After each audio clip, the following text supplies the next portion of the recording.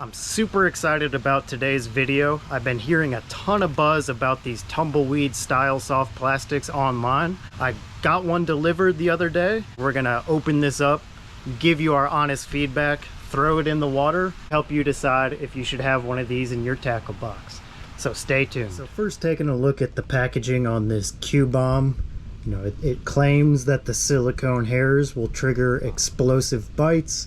This is a 4-pack. It did cost $12, which is relatively expensive for soft plastics. So we'll definitely put these claims to the test and see if it will live up to the hype and the dollar value attached to these. Let's open her up, take a look at the quality, figure out how we're gonna rig this thing up. Then we'll get to the fun part and throw her into the water. Initially taking out of the box, it obviously has these silicone hairs or this skirt material, the green pumpkin with these chartreuse orange hairs as well.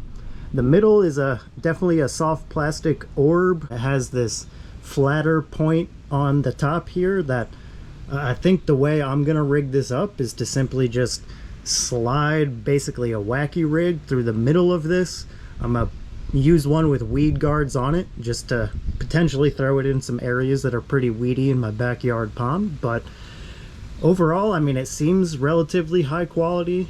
The rest of the baits are down here at the bottom of the package. My best plan for right now is to take this weighted wacky hook, get the weed guard out of the way, put it, you know, roughly 1/4 of an inch through the soft plastic, feed it back out so that it stays on there pretty nice, throw the weed guard back in front, and we'll see if this thing can live up to the hype and catch us some monster bass. Here goes the first cast. I'm gonna be fishing this thing kind of like most soft plastics, especially since it has that little weighted wacky head on it.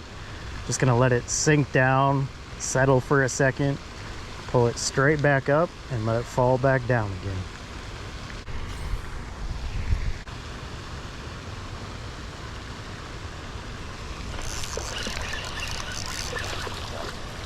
And that's a pretty decent bass.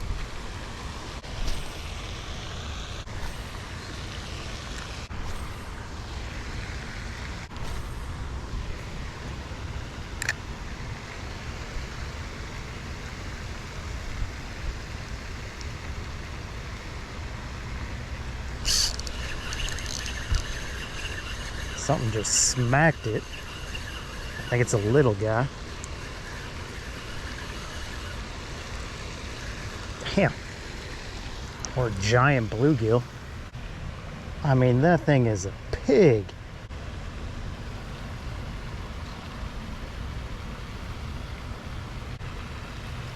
Look at that thing.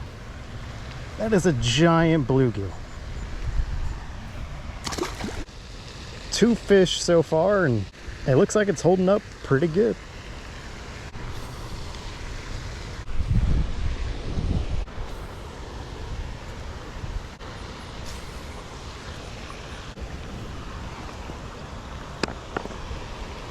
Come back for that later.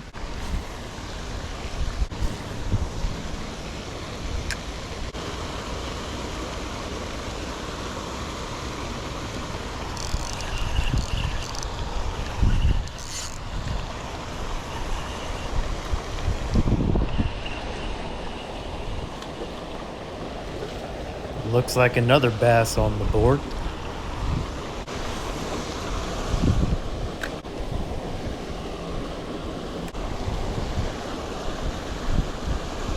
All right, we're headed back out. So far, the morning session, the bite dried up pretty quick. I don't think it's any different than any other soft plastic, and it's definitely more expensive. It's a little bit more prime time right now, I'd say. So we'll go see if we can heat things up with the Q-Bomb tumbleweed, but so far I'm not convinced.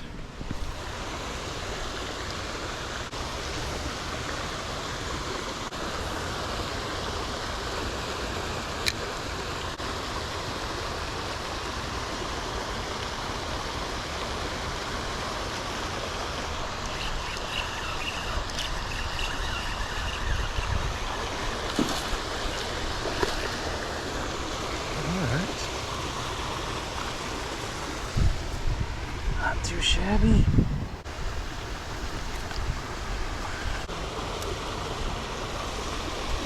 It's a pretty good bass.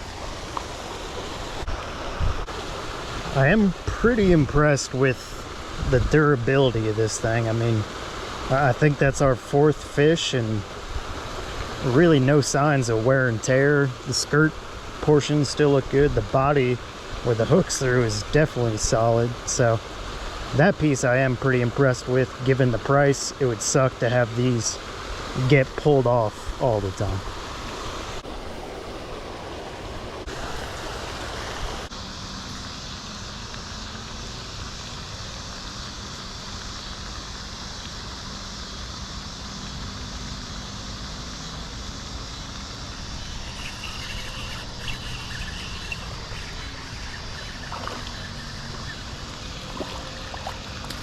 Our fifth and final fish of the day, and it's our fourth bass.